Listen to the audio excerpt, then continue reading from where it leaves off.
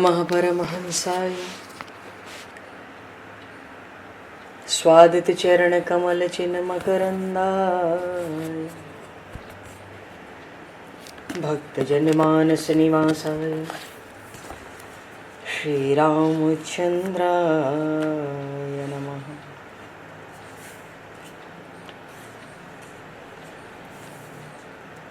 वंदे विदेहतनया पदपुंडरीकं केशौरसौरभसमाहत योगिचेतं हन्तुं प्रतापमनिशं मुनिहंससेव्यं सन्मानशालिपरिपीत परागपुञ्जम्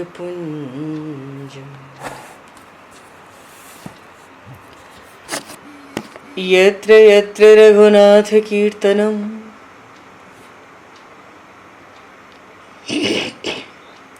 तत्र तत्र कृतमस्तकाञ्जलिं बाष्पवारि परिपूर्णलोचनं मारुतं नमत राक्षसान्तकं कुन्द इंदुसमदेह उमारमण करुणायन जाहि दीन परनेह करहु कृपा मर्दन मयन।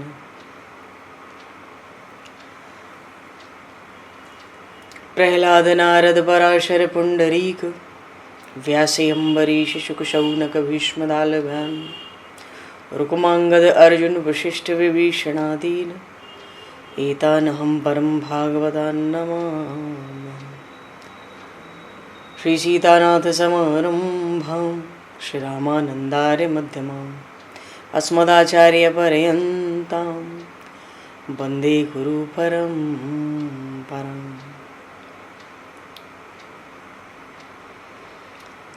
वर्णानामर्थ संज्ञानां रसानां छन्दसामपि मंगलानां च कर्तारो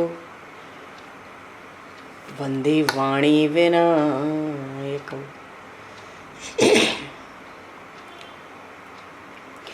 नान्यास्पृहा रघुपते हृदये स्मदीये सत्यं वदामि च भवान् किलान्तरात्मा भक्तिं प्रयक्ष रघुपुङ्गवनर्वरां मे कामादिदोषरहितं कुरु मानसं च। भक्त भक्ति भगवंत गुरु चतुर्नाम वपु एक तिनके पद वंदन के नाशहि विघ्न अनेक। बंधु तुलसी के चरण जिनकी न्यो जग काज कल समुद्र घोरत लगो प्रगट्यो सप्त जहान। श्री गुरु चरण सरोज रज निज मन मुकुर सुधार वर्णो रघुवर विमल यश जोदायक फलचार। हरिशरण श्री राम जय राम जय जय राम श्री राम जय राम जय जय राम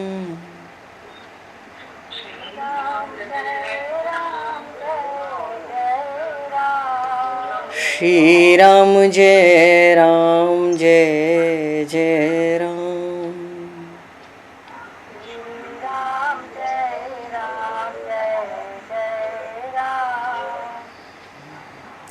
जय सिया राम जय जय हनुमान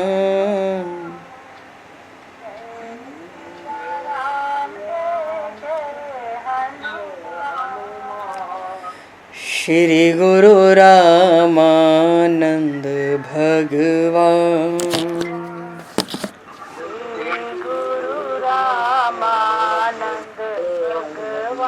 श्री गुरु रामानंद भगवान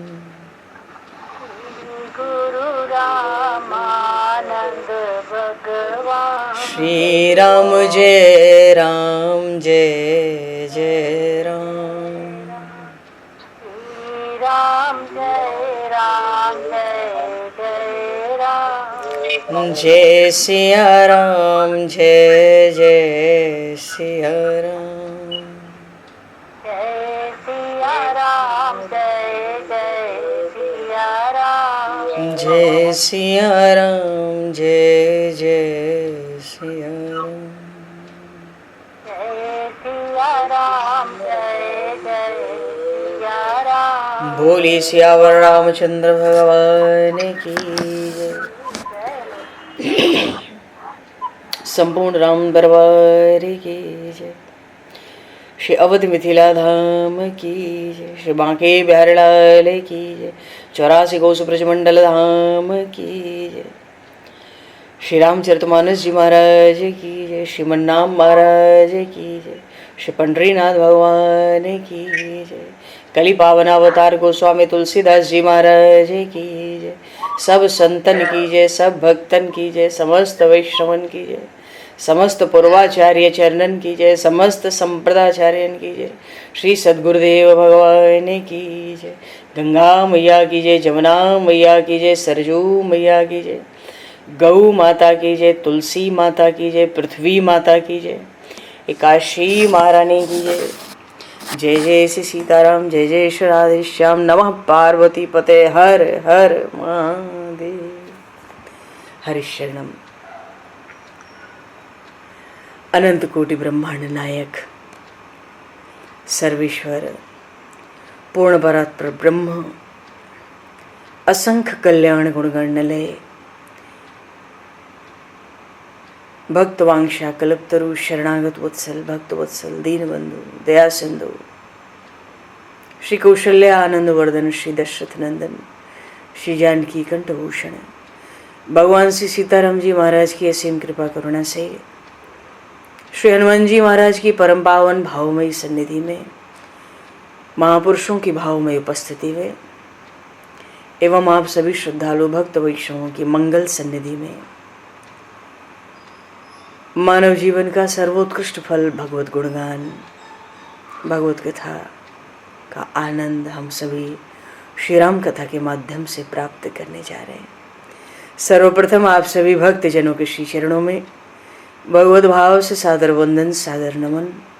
आप सभी को यथा योग्य जय सिया राम, जय जय श्री राधे, हरि श्याम, जय श्री राम।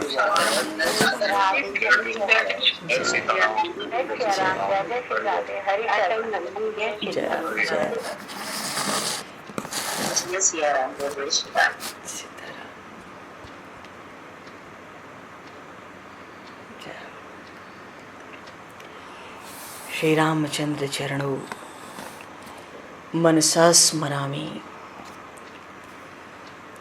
श्री रामचंद्र चरणों वचसा गृणामि।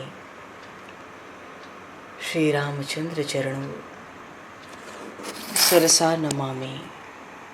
श्री रामचंद्र चरणों शरणं प्रपद्ये। माता रामो मत्पता रामचंद्रः, स्वामी रामो मत्सखा रामचंद्रः, सर्वस्वं मे रामचंद्रो दयालुर, नान्यम जाने नैव जाने न जाने। मंगलम कौशलेन्द्रस्य महनीय गुणालये, चक्रवर्ती तनुजाय सार्वभौमाय मंगलम। रामं रामानुजं सीतां भरतं भरतानुजं, सुग्रीवं वायुसूनं च प्रणमामि पुनः पुनः। नमोस्तु रामाय स लक्ष्मणाय दिव्यै च तस्मै जनकात्मजाय।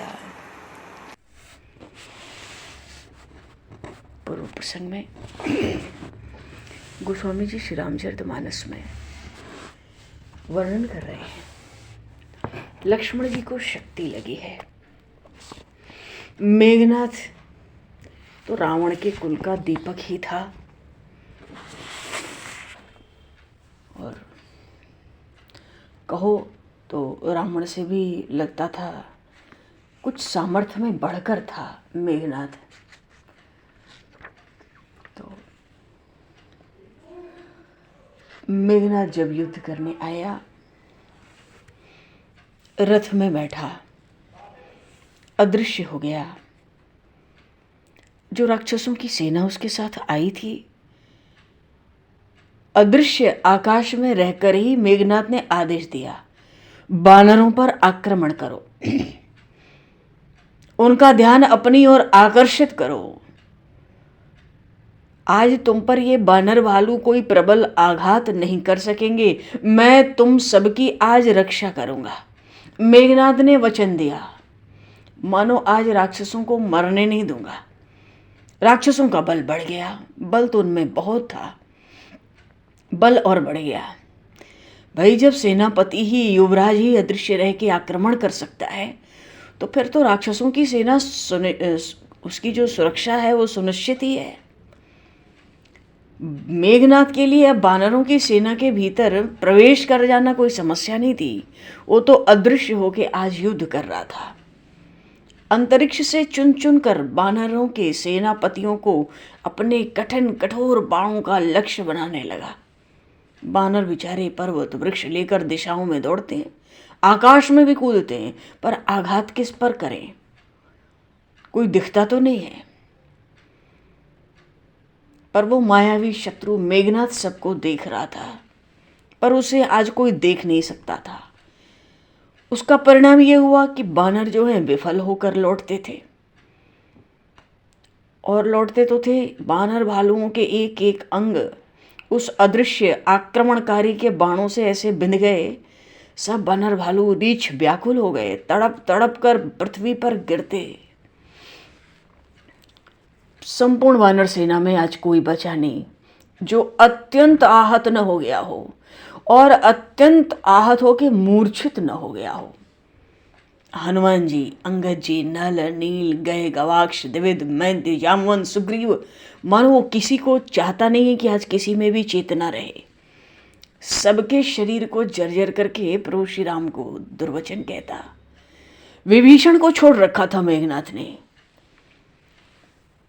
इसलिए नहीं छोड़ रखा था कि अपना चाचा समझ के कृपा कर रहा है विभीषण जी पर, ये बात नहीं है। उसके मन में आया, अपने अग्रज मेरे पिता को त्याग कर अन्य की शरण लिया है, तो इसको उसका परिणाम भी तो पता चलना चाहिए। आखिर कौन बताएगा इसको। मानो विभीषण को दृश्य दिखाया, देखो युद्ध भूमि में आज कोई भी सचेत नहीं है। प्रभु श्री राम को भी मानो बाणों से उसने ढक दिया, एक पिंजरा सा बना दिया ऊपर से। और लक्ष्मण जी को तो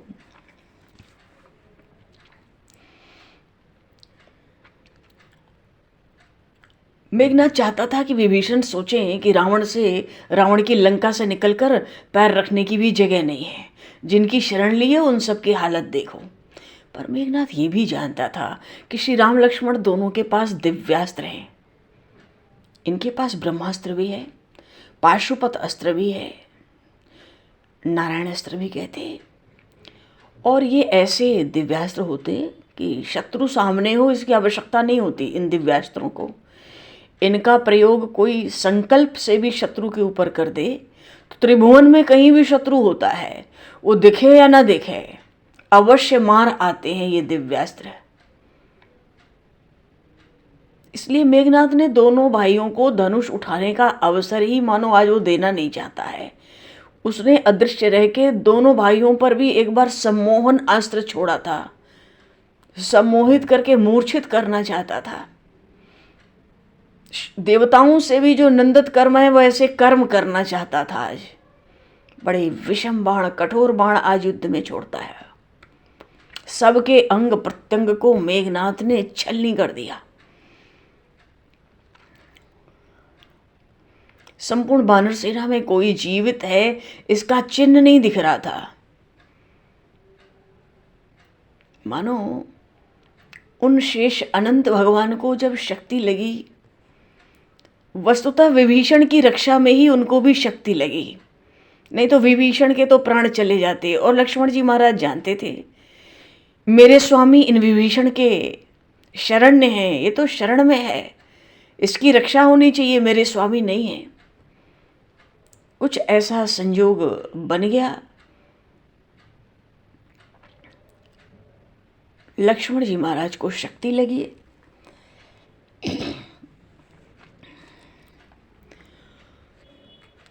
अब अकेले प्रभु श्री राम हैं। सारा रण क्षेत्र ऐसा दिख रहा है। हनुमान जी पर उसने ब्रह्मास्त्र का प्रयोग किया था, उस दिन भी किया था ना अशोक वाटिका में। आज भी उसने हनुमान जी महाराज पर ब्रह्मास्त्र का प्रयोग किया तो मूर्छित तो हो गए थे, पर कुछ समय के बाद जामवंत जी और हनुमान जी उठ खड़े हुए थे। विभीषण भी बच गए थे उस युद्ध में तो उठ खड़े हुए। मशाल ले ली थी हाथ में विभीषण जी ने।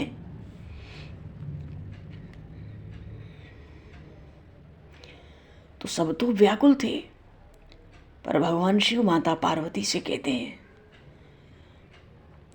सुन गिरजा को धासल जासु, जारी भवन चारी दस आसु, सक संग्राम जीत को ताही से वही सुर नर अग जग माही, यो कौतूहल जाने सोई, जा पर कृपा राम के होई, व्यापक ब्रह्म अजित भुवनेश्वर, लक्ष्मण कहाँ बूझ करुणा कर।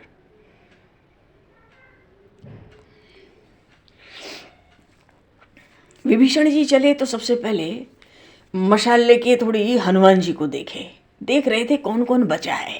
कोई बचा है, सबके शरीर बिल्कुल चेतना ही नहीं है, निश्चेष्ट जिसको कहते हैं।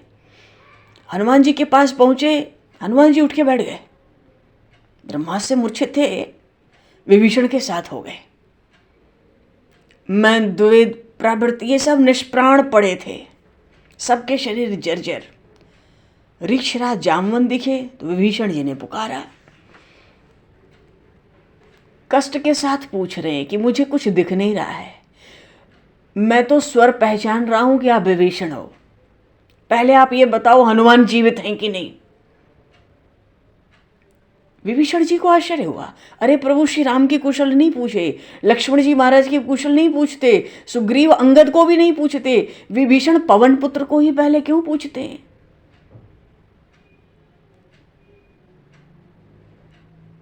जामवंत जी कहते हैं स्वर ढीला पड़ा है, हनुमान जीवित हैं तो सबके जीवन की आशा है, क्योंकि वो मरे को भी जीवित कर सकते हैं। बोलिए श्री हनुमान जी महाराज की जय। ऐसा जामवंत जी ने कहा। यदि केशरी किशोर जीवित नहीं है तो जो जीवित है वो भी मरे के समान है। क्यों? सुबह मेघनाथ फिर आएगा, बचे कुचे को मार डालेगा। हनुमान जी जामवंत जी के पैर पकड़ लिए इतना सुनते ही और कहा, आप मुझे आज्ञा दो। इतने में प्रभु ने पूछा, व्यापक ब्रह्म अजित भुवनेश्वर, लक्ष्मण कहाँ बूझ करुणा कर। प्रभु को भी बाणों के पिंजरों में दम तोप दिया था, ढांक दिया था, दिख ही नहीं रहे थे प्रभु, तो लोग सोचे कि ये भी मूर्छित पड़े हैं कहीं। प्रभु ने पूछा, अरे लक्ष्मण कहाँ है? और तब लगिले आयु हनुमाना, अनुज देख प्रभु अति दुख माना।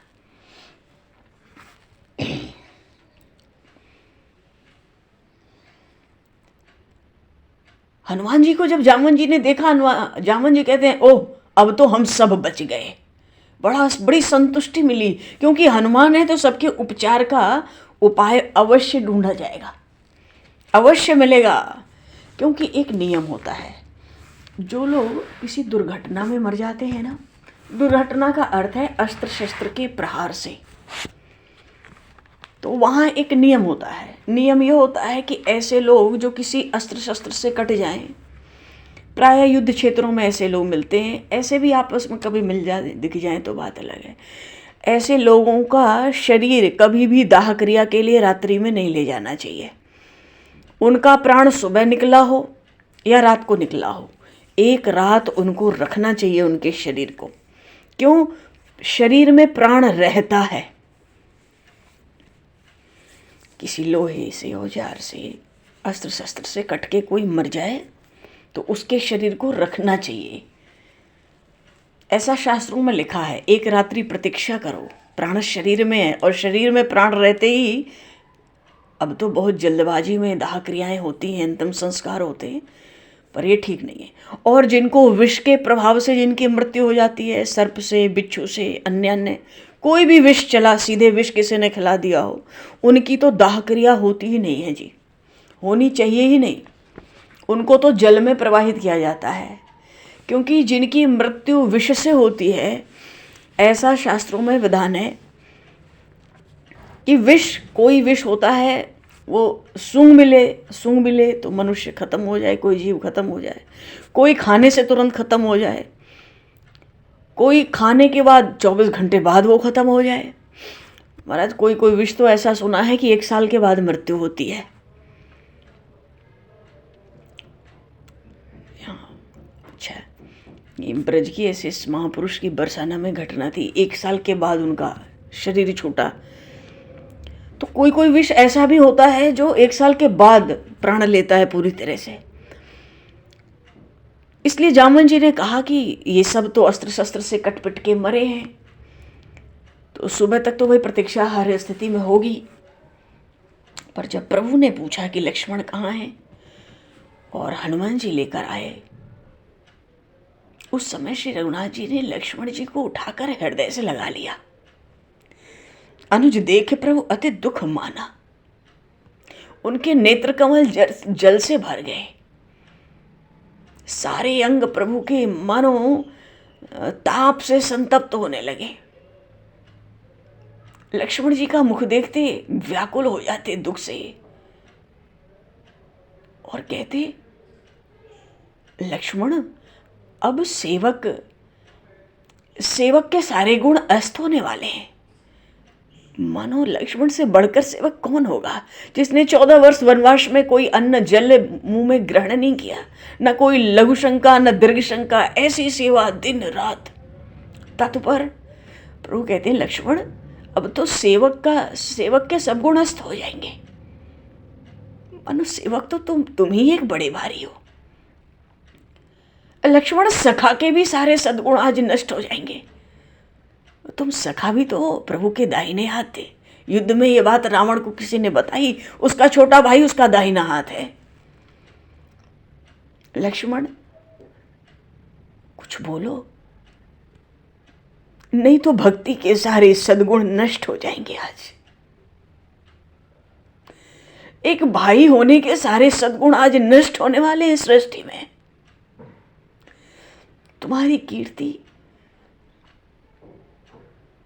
लक्ष्मण, तुम्हारे बिना इस शरीर को रखकर मैं इस लोक में अपयश ही कमा रहा हूं। प्रभु जामवन जी, हनुमान जी और विभीषण जी की ओर देखकर कह रहे हैं, मेरी प्रतिज्ञा की लाज इसने यहां तक रखी कि अपने प्रिय प्राण तक दे डाले। प्रभु ने कहा, मानो प्रभु उस दृश्य को देख रहे थे क्या। प्रभु कहते हैं, हालांकि ये शक्ति तो विभीषण के हृदय पर लगने वाली थी, पर उसकी रक्षा करने के लिए तुम उसकी ढाल बन गए। आज प्रभु की ऐसी शोक से युक्त वाणी सुन सुनकर सब व्याकुल होने लगे। प्रभु को लगता है, हाय हाय, मुझसे तो कुछ भी नहीं बना। आज तो लक्ष्मण जैसा भाई भी भाईपने के अंत तक का अच्छी तरह निर्वाह करके चला गया। अरे विभीषण, मेरे इस भाई ने ही मेरे लिए अयोध्या, अपने पिता माता सब प्रकार के सुख त्याग कर मेरी वन की विपत्ति को इसने बांट लिया था। पर इसके प्राणों के साथ मैं अपने प्राणों को दुख से त्याग कर देवताओं के लोक क्यों नहीं भेज सकता। प्रभु को लगता है, आज वज्र ने भी मेरे इस कठोर हृदय से ही कठोरता प्राप्त की हो। अरे ये सुमित्रा नंदन के प्रेम स्नेह का स्मरण करके मेरे हृदय में अभी तक फटकर कोई दरार क्यों नहीं पड़ गई। हाय हाय, मेरे ही कारण मेरे पिताजी की मृत्यु हुई, मेरी स्त्री का अपहरण हुआ, गिद्धराज के प्राण भी मेरे कारण गए। अब मुझे ये दाहिनी भुजा मेरे लक्ष्मण भी गंवानी पड़ रही है। मैं तो लगता है सब तरह से मैंने अपने कुल को ही कलंक लगा दिया। हनुमान जी, जामुन जी इतने व्याकुल हो गए प्रभु की ऐसी अधीर वाणी सुन के। प्रभु कहते मेरा सारा पुरुषार्थ आज हार गया। अपनी सब विपत्ति में हाथ बांटने वाले इस भाई की भुजा के बिना अब मैं किसका भरोसा करूं। सुग्रीव जी को चेतना हुई, उनको भी उठा उठा कर कोई ला रहा है। सुग्रीव जी की ओर दृष्टि गई। प्रभु कहते हैं सुग्रीव सुनो, विधाता ने सचमुच ही मेरी ओर से मुंह फेर लिया आज।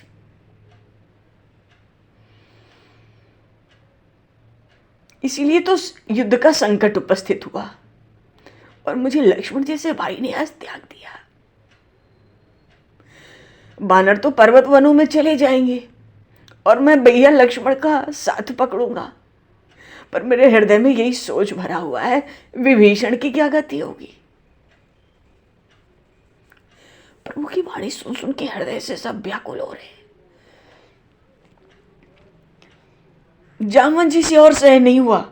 उन्होंने सोचा, तुरंत कहा, जामवंत कह वैद सुषेना, लंका रही को पटई लेना।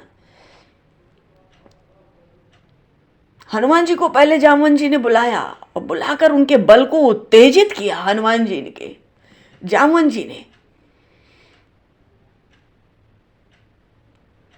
तो हनुमान जी जब आए तो बल जागृत हो गया शरीर में।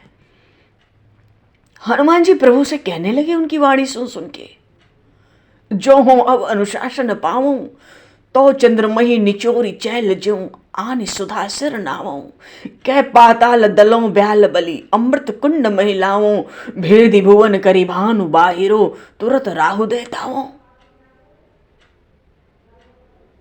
प्रभु की ऐसी व्याकुलता किसी से सहन ही नहीं हो रही। हनुमान जी कह रहे हैं प्रभु से, प्रभु यदि इस समय मुझे आप आज्ञा दें, आपकी आज्ञा मिले, तो मैं चंद्रमा को वस्त्र की तरह निचोड़कर उससे अमृत लाकर ही आपको सिर नवाऊं। लक्ष्मण को शक्ति लगी है तो अमृत लाता हूं ना, चंद्रमा को अभी वस्त्र की तरह निचोड़ दूंगा। और यदि आप कहें तो पाताल में अमृत है, सर्प उसकी रक्षा करते हैं अमृत कुंड की, सब सर्पों को मार के अमृत कुंड को पृथ्वी पर ला दूं, आप वो अमृत सरकार को पिला दें और उससे भी काम न चले तो हे नाथ आप आज्ञा करें तो मैं ब्रह्मांड को अभी फोड़ डालूं। विभीषण जी को लगा ब्रह्मांड फोड़ के क्या होगा, वहां से कौन सा अमृत मिल रहा है, तो सूर्य को बाहर निकाल लूंगा। अरे सूर्य को ब्रह्मांड से बाहर निकालोगे तो एक तो ब्रह्मांड में केवल अंधेरा बचेगा और दूसरे इतना बड़ा छिद्र कर दोगे तुम ब्रह्मांड में। प्रभु उस राहु को लाके उस छिद्र पर बैठा दूंगा। जब सूर्य बाहर आ जाएगा तो सूर्य को भय नहीं है, राहु को वहां डाल दूंगा। मानो सूर्योदय होगा ही नहीं ब्रह्मांड में, प्रातः काल होगी ही नहीं, क्योंकि शास्त्र की बात तो पता है, अस्त्र शस्त्र से जितने सब मरे पड़े हैं युद्ध भूमि में, ये सुबह तक इनके प्रातः काल तक तो प्राण रहेंगे, तो मैं सूर्योदय होने ही नहीं दूंगा। सूर्य को ब्रह्मांड फोड़ के सूर्य बाहर निकाल लेता हूं। नाथ आप आदेश करें, और नहीं तो आप कहो तो देवताओं के वैद्य अश्विनी कुमार को बलपूर्वक ले आऊं और तभी मैं आपका सेवक कहलाऊं। अगर आपको यह भी अच्छा न लगे तो ये जो नीच मृत्यु है इसको चूहे के समान अभी पटक दूं, धरती पे सबका पाप काट दूं, मानो किसी को मरने का भय रहेगा ही नहीं, फिर आगे मृत्यु को ही आज मैं मार दूं। आपकी ही कृपा, आपके ही प्रताप से मैं इन कार्यों में तनिक भी देरी नहीं करूंगा। सो हे नाथ, जिसके करने से मैं आपको प्रिय लगूं मुझे वो आज्ञा दे आप। जामुन जी प्रसन्न हुए, इनका बल जग गया। हनुमान जी की वाणी सुनकर श्री रघुनाथ जी ने भी धैर्य धारण किया। कहते हैं हे पवन पुत्र, तुम्हारी बात सर्वथा सत्य है, वास्तव में तुम सब कुछ करने में समर्थ हो। इस समय एक वैद्य की आवश्यकता है। तो हनुमान जी को वैद्य ला बता दिया जामवंत जी ने, और विभीषण जी ने बिल्कुल घर का भी हिसाब किताब समझा दिया। कहाँ पे सुषेण का बिना घर परिवार वाला अकेला मनुष्य है, सेवक साथ रहते हैं। इस त्रिकूट पर्वत की इस शिला पर उसका महल है। जामवंत कह वैद्य सुसेना लंका रहे चुपटे लेना। प्रभु हनुमान को भेजिए, लंका जाएं और सुषेण वैद्य को उठा लावें।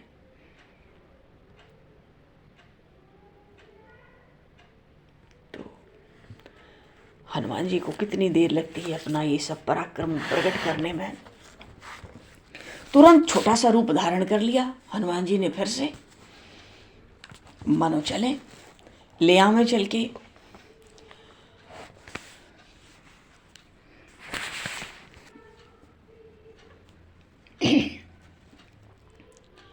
देखो जामवंत जी ने समझा दिया कि हे हनुमान, तुम्हारे पराक्रम का फिर से एक बार समय आया है। तुम तो सुन रहे हो ना, लंका में देखो महोत्सव के बाजे बज रहे हैं, ध्वनि आती है न तुम्हारे कानों तक। वहां तो सब आज उत्सव मना रहे हैं, विजय के उल्लास में प्रमत्त हो रहे हैं। तुम वैद्य को ले आ सकते हो। वहां इस समय सब असावधान है, वहां विजय का उत्सव मनाया जा रहा है। हनुमान जी को विभीषण ने वैद्य के घर को ठीक स्थान, वहां का स्थान समझा दिया। हनुमान जी ने लंका देख रखी थी, सीधे सुषेण के घर के पास कूद कर पहुंच गए। राम पादार बिंद फिर सिर नायव आई सुषेण, कहा रामगिरी औषधि जाहु पवन सुत लेन। मन में आया कुछ भी हो, वैद्य है तो क्या है, तो शत्रु पक्ष का। वहां जाकर पता नहीं सुबेल पर्वत पे क्या बहाना बनावे। इसके ग्रंथ, इसकी सब औषधियां इसके घर में ही तो होंगी। लंका तो बसी ही त्रिकूट पर्वत के शिखर पे है। सुषेण का घर एक बड़ी विशाल शिला के ऊपर था। पूरी शिला ही उखाड़ ली है अंजनी नंदन, घर सहित युद्ध भूमि में लाकर पूरी शिला ही रख दी। बोलिए श्री हनुमान जी महाराज की जय। सुषेण अकेले थे, परिवार था नहीं, सेवक थे, उत्सव मना रहे थे राक्षसों के साथ। वहां गाजा बाजा नगाड़े बज रहे थे। जब उखाड़ के इधर रखा शिला तो वो जग गए।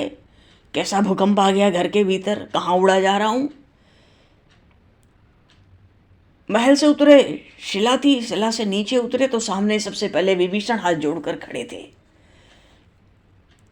सुषेण समझ गए सारी सेना गिरी पड़ी है, मरी कटी पड़ी है। तो बड़े गंभीरता से सुषेण जी ने कहा, विभीषण आप चिंता ना करें, मैं एक चिकित्सक हूं और चिकित्सक के लिए कोई शत्रु या मित्र नहीं होता। मुझे तो शीघ्र रोगी के पास पहुंचाओ जिसलिए मुझे लाए हो। विभीषण जी मार्ग में कहते हैं, यहां तो आप देख ही रहे हैं जितने शरीर हैं सब जर्जर और मृत पड़े हैं। बड़े उदास थे विभीषण जी। तो सुषेण ने कहा कि जिनका भी शरीर सुरक्षित है वे मरे नहीं हो सकते, क्योंकि ये सब आघात से जर्जर हुए हैं और इनके प्राण शरीर में एक रात्रि तक अवश्य रहेंगे। संपूर्ण मृत उसी को घोषित किया जाएगा जो सूर्योदय के बाद भी नहीं उठेगा।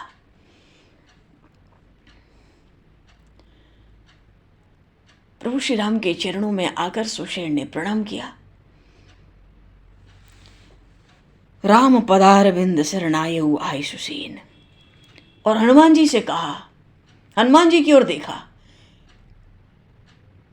हिमालय को पूरा लगभग पार करके कैलाश पर्वत के पास में एक द्रोणाचल शिखर है, उस पर मृत संजीवनी और अन्य बहुत विलक्षण विलक्षण औषधियां होती हैं, और वो सब रात को ही प्रकाशित रहती है। रात हो ही गई है, सूर्योदय से पूर्व तुमको आना है, और ये जो मृत संजीवनी बूटी जड़ी तुम्हें लानी है औषधि, ये बिल्कुल चमक रही होगी, उनको ले आओ। उसने 2-4 औषधियाँ और मंगा ली। जैसे किसी की शल्य चिकित्सा होती है तो और लोगों के घाव कैसे भरे जाएंगे, ठीक किया जाएगा। कहीं कहीं और भी कुछ कुछ हर तरह का उसको बहुत ज्ञान था वनस्पतियों का। पर हनुमान जी से सुशील ने कहा, 2 बात का ध्यान रखना, तुम्हें प्रभात से पूर्व यहाँ पहुंच जाना चाहिए। और देखो दूसरी बात यह कि उस द्रोणाचल पर्वत से जो औषधि लाना, अधिक मात्रा में ले आना, बहुत आवश्यकता है। सब मरे मराए पड़े हैं यहाँ तो पूरी सेना, तो जितने जीवित हो सकेंगे और भी सूर्योदय से पूर्व उनको जीवित कर लिया जाएगा। तो रामचरण सरसिज उर राखी, चला प्रभंजन सुत बल भागी। भगवान श्री राम के चरणों को अपने हृदय में धारण करके, मनो प्रभु को प्रणाम करके श्री हनुमान जी महाराज चलना चाहते हैं कि प्रभु की आज्ञा हो। तो प्रभु अगर आप आज्ञा दें तो मैं चलूं। रावण इस बार असावधान नहीं था, रावण बहुत सावधान है। उसने अपने दूतों को पहले ही आज्ञा दे रखी है। क्या आज्ञा दे रखी है? कि कोई भी इस युद्ध भूमि से बाहर से आवे या यहां से निकल के बाहर जाए, उसकी खबर तुरंत हमारे पास आनी चाहिए। पर प्रभु तो, हनुमान जी तो आज्ञा लेने गए, प्रभु तो अभी भी विलाप ही कर रहे हैं। सबने, सुषेण ने कहा, जामन ने कहा हनुमान जाएं। प्रभु तो कहते मैं किसके मुंह की ओर देखूं, ऐसा भारी दुख मेरे ऊपर आया है। मानो प्रभु ऐसे विलाप कर रहे हैं मानो अनाथ हो। प्रभु हनुमान जी की ओर देख के कहते हैं, हनुमान मेरी इतनी विपत्ति का समाचार यदि भरत पा जाए तो यहां सेना सजाकर तुरंत आ जाए। अरे वो धनुष पे जब बाण चढ़ावे तो अकेले ही सारे संसार को जीत सकते हैं, तो ये राक्षसों का समूह किस गिनती में है। पर दूसरा कोई इस समय समर्थ नहीं है। किसको दूत बनाकर अयोध्या भेजूं? लक्ष्मण के प्राण किसी तरह बचाऊं कि किसी को अयोध्या भेजूं? पवन कुमार तुम्हारे बिना इस समय और कौन है जो अपना बल दिखला सके? हनुमान जी हर्षित हो गए, आनंद के मारे वो फूले नहीं समाते थे।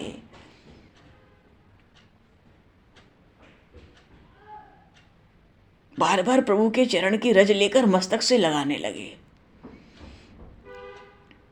प्रभु ने कहा, अरे केशरी नंदन, तुम हमारे पवित्र मित्र हो, तुम हमारे हितकारी बंधु हो।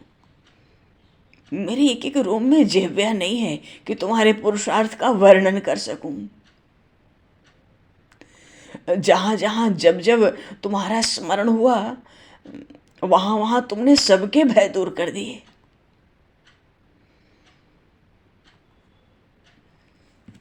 हनुमान जी कहते हैं, प्रभु आप अपने मन में कोई शंका न रखें। मेरे देखते देखते श्री लक्ष्मण लाल मर कैसे सकते हैं? आप मुझे आज्ञा दें।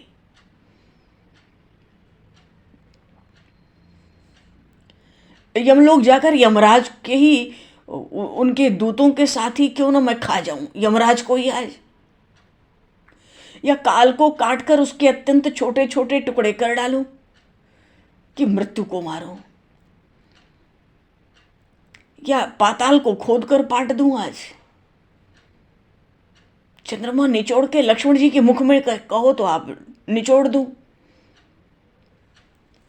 प्रभु आप बताएं, मैं आपका सेवक हूं, फिर जो आपका सेवक है उसके लिए संकट कैसा? मुझे तो नाथ आपकी शपथ है और कोई बात मैं झूठी नहीं कह रहा हूं।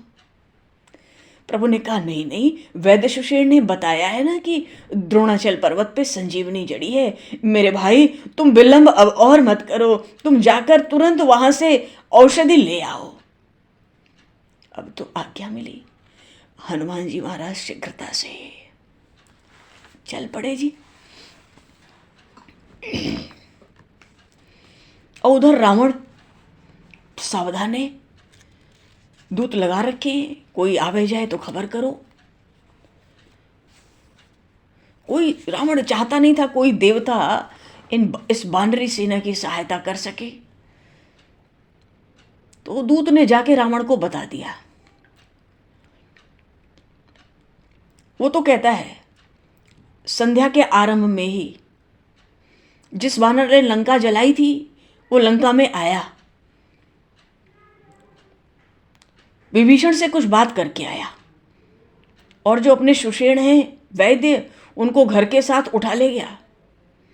वहां जाकर सुषेण ने कोई औषधि लाने की बात कही है, और वो जो बानर जिसने लंका जला दी थी वो अभी अभी उत्तर दिशा में आकाश मार्ग से जा रहा है, उसको रोकने की शक्ति हम में नहीं है। रावण भी समझ गया ये पवन पुत्र है, इसको रोकने की शक्ति सब में नहीं हो सकती। रावण ने दूतों को तुरंत छोड़ा और कालनेमी के घर पहुंच गया। वहां दूत एक मर्म जनावा, रावण कालनेमी गृह आवा। ये कालनेमी कौन है? नेमी किसको कहते हैं? जैसे रथ के पहिए धरती पे चलते हैं तो उनका निशान बन जाता है ना, चक्र की तरह होते हैं रथ के पहिए। ये कालनेमी कौन है? ये काल चक्र ही है। रावण को लगा इस समय काल ही खा ले लक्ष्मण को, वो जीवित कैसे बचे। अब तो इस समय कालनेमी की आवश्यकता है, ये खुद ही काल चक्र है। ये जिसको चाहेगा वो बचेगा, जिसको नहीं चाहेगा वो नहीं बचेगा। बड़ी बुद्धि लगाया, महामायावी है कालनेमी। रावण आया,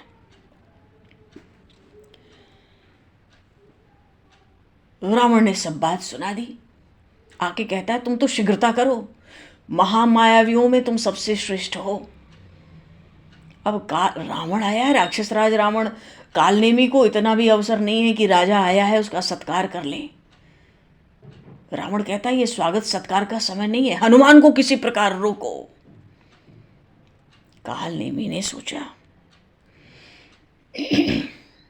देखत तुम ही नगर जही जारा, तासु पंथ को नौकर हारा। तुम्हारे देखते देखते जिसने लंका जला दी, मानो तुम्हारी उपस्थिति में जिसने लंका जला दी, उसको रोकने की आशा आप मुझसे करते हो। कालनेमी तो हाथ जोड़कर गिड़गिड़ाने लगा रावण के आगे। वो कहता है मुझे आप क्षमा कर दें, मुझ में वो सामर्थ्य नहीं है कि इस बानर का मार्ग मैं रोक लूं। रावण को क्रोध आया, जैसे मारीच ने भी समझाया तो रावण को क्रोध आया। रावण क्रोध करके कालनेमी से कहता है क्या तुमको अभी मरना है? खड्ग निकाल लिया उसने। कहता है अत्यंत आवश्यक नहीं होता तो क्या मैं तुम्हारे पास खुद चलकर आता? किसी भी प्रकार केवल आज की रात्रि उसको रोको, उसको रोक के रखना यही तुम्हारा काम है। कालनेमी भी खड़ा हो गया, जो आ गया।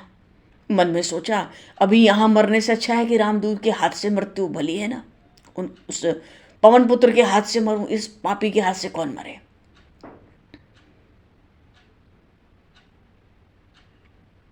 तो महामायावी असुर है कालनेमी, पूरे वेग से चला, हनुमान जी से आगे निकल गया। तो वन का मार्ग था, एक बड़ा पुराना सरोवर था, उसने बड़ा मनमोहक मनोहर बगीचा प्रकट कर दिया। वहां पर्णकुटी भी बना दी अपनी माया से, और विशाल जटा बढ़ा के महामुनि बनकर वहां बैठ गया। हनुमान जी पूरे वेग से उत्तर दिशा में जा रहे थे, तो कालनेमी की माया थी, ऐसा प्रभाव हनुमान जी पर पड़ा कि उनको बड़ी जोर की प्यास लगी। विचार करने की बात है थोड़ी, ये तो मायापति भगवान श्री राम के सेवक हैं, तो राक्षस की माया हनुमान जी पर चली कैसे? हुआ ये कि जब हनुमान जी प्रभु को प्रणाम करके चले थे तो राम चरण सरसिज उर राखी, गोस्वामी जी कह रहे हैं रामचरितमानस में, चला प्रभंजन सुत बल भागी। प्रभु को प्रणाम करके परिक्रमा करके हनुमान जी चले, अपने बल को बड़ा बखान कर चले। आज अपनी वाणी से अपने ही बल का बखान करने लगे थे। तभी तो कहते थे कहो तो चंद्रमा से अमृत निचोड़ दूं, कहो तो पाताल खोद कर पाट दूं, ब्रह्मांड फोड़ के सूर्य बाहर कर दूं, क्या करूं नाथ? मृत्यु को चूहे की तरफ पटक के मार डालूं कि यमराज को दूतों को ही सबको खा जाऊं वहीं जाकर, क्या करूं नाथ? आज हनुमान जी चले तो थोड़ा चला प्रभंजन सुत बल भागी, अपने बल का गान करके। और प्रभु को ये तो अच्छा नहीं लगता ना बहुत कि कोई अपने मुख से अपना ही गुणगान करे। इसलिए इस राक्षस की माया आज हनुमान जी पर काम कर गई। इस राक्षस की माया के कारण ही उनको बड़ी जोर से प्यास लगी, गला सूखने लगा। आकाश में चंद्रमा प्रकट थे। नीचे की ओर देखा तो एक मुनि का आश्रम दिखा, वहां जल था। आकाश से नीचे शिला पर बैठा था वो मुनि। हनुमान जी के मन में आया इसके पास जल भी होगा, मुनि से पूछकर जल पी लूं तो आगे की यात्रा सुगम हो जाएगी, पूरी रात चलना है।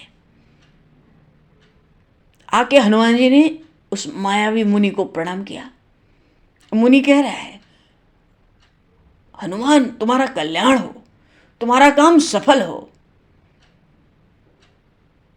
हनुमान जी के मन को जीतने के लिए कहता है, हम तो एकांतवासी हैं, हमारा मन तो उन इंदिवर सुंदर श्री राम के पास ही रहता है। गुरु कृपा से मैं यहाँ बैठे बैठे ही उन भुवन पावन, उनकी जो चारों भुवन 3 लोक को पवित्र करने वाली लीलाएं हैं, मैं यहीं से बैठ के उनका दर्शन करता रहता हूँ। वो पुरुषोत्तम इस समय नरलीला का नाट्य कर रहे हैं। रावण के साथ युद्ध का खेल आरंभ हुआ है, पर विजय तो उनकी सुनिश्चित है।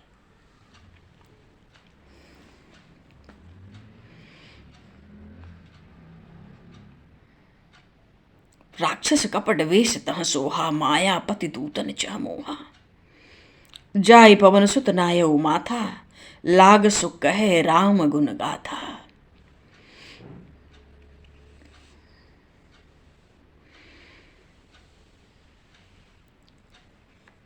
रावण को कालनेमी ने खूब समझाया था कि देखो,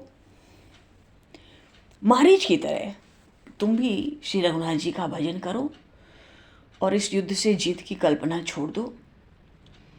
प्रभु का स्वरूप सौंदर्य देखो कितना सुंदर है, उन प्रभु को हृदय में धारण करो।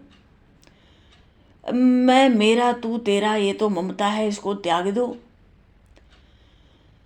अरे वो तो काल का भी भक्षण करने वाले हैं, तो युद्ध में उनको तुम कैसे जीत सकोगे। मारीच ने भी बिल्कुल इसी ढंग से रावण को समझाया था, बहुत अच्छे से, पर रावण नहीं माना। वो भी हार के वो सोचा इसके हाथ से मरने से अच्छा है चल के प्रभु श्री राम के बाणों से मरूंगा। तो गुणगान तो अभी किया था ना रावण से कालनेमी ने प्रभु श्री राम का, तो वो गुण उसके हृदय में अभी प्रभु के प्रकट थे। भजी रघुपति करो हित आपना, छाड़हु नाथ मृषा जल्पना। नील कंज तनु सुंदर श्यामा, हृदय राखु लोचना विरामा। मानो प्रभु की रूप माधुरी में वो भी मगन हो गया। अब मगन ही मगन था, उसी में हनुमान जी मिल गए, तो हृदय में तो प्रभु थे, स्मरण कर ही रहा था। तो हनुमान जी को प्रभु का गुणगान सुनाने लगा वो कालनेमी। इसीलिए तो कहता है, हनुमान जी का पूरा मन जीत लेना चाहता है कि मुझे भी अपने स्वामी का सेवक समझो।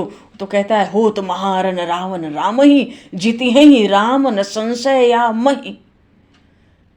यहाँ भय मैं देखूं भाई, ज्ञान दृष्टि बल मुहि अधिकाई। मैं तो सब यहीं बैठे बैठे देख लेता हूं। हनुमान जी को तो भाई प्यास लगी थी ना, हनुमान जी को प्यास लगी थी। वो तो कहता है, हे पवन पुत्र, आप तो राम कथा के बड़े रसिक हो श्रवण करने के लिए, श्री राम कथा श्रवण के अत्यंत रसिक हो। सोच रहा था कि इसी बहाने रात भर इनको राम कथा सुनाएंगे, राम जी का गुणगान, ये मगन हो जाएंगे, रात बीत जाएगी, इनको पता लगेगा नहीं। अरे भाई, सेवा में लगे हुए हैं पवन पुत्र, क्या उनको प्रमाद हो सकता है? इस संभव नहीं था। ठीक है, हनुमान जी अपना बल का भाषण करके चले, प्रभु को एक पल को अच्छा नहीं लगा तो ठीक है, ये मायावी मिल गया, थोड़ा समय तो इसने नष्ट कर ही दिया बीच में, पर हैं तो प्रभु के सेवक, प्रभु के दूत। भगवान की सेवा के कर्तव्य में क्या प्रमाद कर सकते हैं? असावधानी आ सकती है? नहीं आ सकती है। तो प्राणों से प्यारे प्रभु श्री राम का जो सुंदर यश है, उनकी कथा के श्रवण का भी लोभ आज हनुमान जी ने नहीं किया, क्योंकि कर्तव्य से विचलित नहीं हो सकते हैं। हनुमान जी ने मांगा जलते ही दीन कमंडल, हनुमान जी ने जल मांगा, उसने अपना कमंडल दे दिया। ये तो मायावी राक्षस है, तैयार बैठा हुआ है, कालनेमी कहता अरे मैं तो भूल ही गया, ये लो जल पी लो। कमंडल आगे बढ़ा दिया। उस कमंडल के जल में उसने बड़ा विषैला विष मिला के रखा था।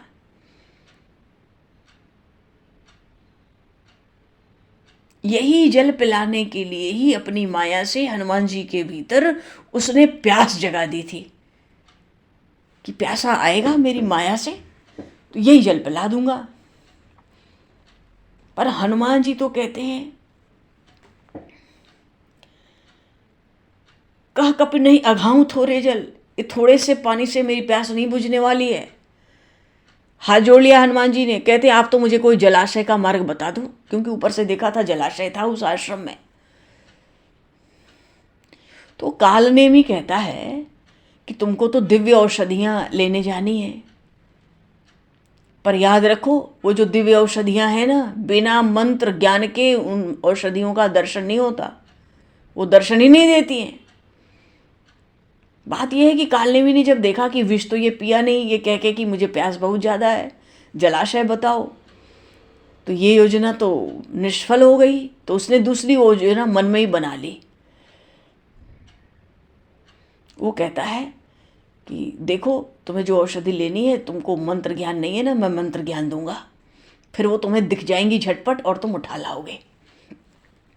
तो मंत्र का ज्ञान दूं, मानो तुमको दीक्षा दूं, तुमको अपना शिष्य बनाऊं, औषधियों के ज्ञान का मंत्र ज्ञान दूं, उससे पहले देखो वृक्ष है ना, ये इस वृक्ष के पीछे एक सरोवर है, वहाँ जल पियो और स्नान भी करो और बड़ी जल्दी आना, मैं तुम्हें मंत्र दीक्षा दे दूंगा। उसका फल ये होगा कि तुम्हें औषधियों को पहचानने का ज्ञान प्राप्त हो जाएगा। हनुमान जी को लगा कि बड़ा अनुग्रह, बड़ी कृपा। हनुमान जी इसको प्रणाम किए, सरोवर की ओर चल पड़े।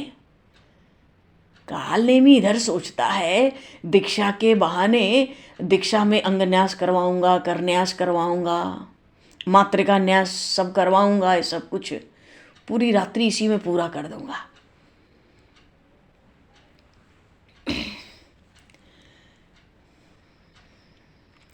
सर पैठत कपिपद गहा मकरी तब अकुलान, मारी सोधर दिव्य तनु चली गगन चढ़ी जान। वो तो कहता है ना कि सर मज्जन करी आतुर आवा, दीक्षा दे हूँ ज्ञान जेहि पाओ, जल्दी स्नान करके आओ, तुमको मंत्र दीक्षा दूँ, मंत्र ज्ञान, औषधियों को पहचान लो। हनुमान जी गए तो वहां तो भाई कुछ और ही कहानी हो गई। सर बैठत कभी पद गहा मगरी तव अकुलान। एक मगरी थी सरोवर में, उसने हनुमान जी के चरण पकड़ लिए। बोली श्री हनुमान जी महाराज की जय। तो भगवान प्रसंग नया, अब समय को दृष्टिगत करते हुए बोलिए श्री राम राजा सरकार की जय।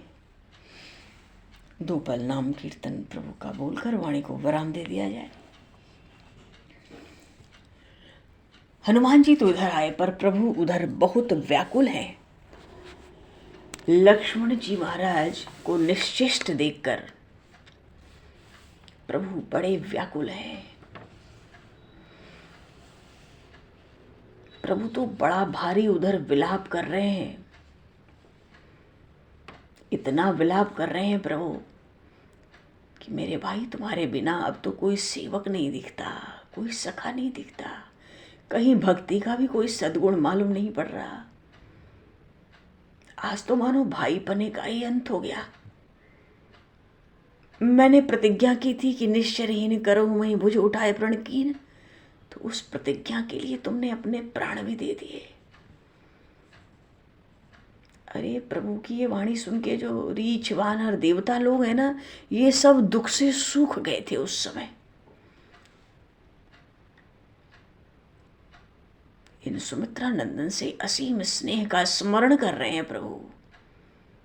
बार बार विचार करते हैं कि हाय हाय, मेरी छाती तो वज्र से ज़्यादा कठोर है, जो अपने इस प्यारे भाई के ऐसी स्थिति को, मूर्छा को देखकर भी मैं अपने शरीर धारण किए बैठा हूँ। शरीर का मोह किए बैठा हूँ। प्रभु तो इतना भारी विलाप कर रहे हैं कि उधर बड़े बड़े सेनापति व्याकुल हो रहे हैं। बोलिए श्री राघवेंद्र सरकार की जय, श्यावर रामचंद्र भगवान की जय। श्री राम जय राम जय जय राम, श्री राम जय राम जय जय राम, श्री राम जय राम जय जय राम, श्री राम जय राम जय जय राम, श्री राम जय राम जय जय राम, श्री राम जय राम जय जय राम, श्री राम जय राम जय जय राम, श्री राम जय राम जय जय राम, श्री राम जय राम जय जय राम, श्री राम जय राम जय जय। बोलिए सियावर रामचंद्र भगवान की जय। भगवान समय को दृष्टिगत करते हुए आज ही पर वाणी को विराम। वाक्य पुष्पांजलि प्रभु के श्री चरणों में सादर समर्पित। आप सभी को भी यथा योग्य जय श्री राम, जय जय श्री राधे, हरि शरणम, जय श्री राम, जय सीताराम, जय सीताराम, हरि ओम, हरि ओम।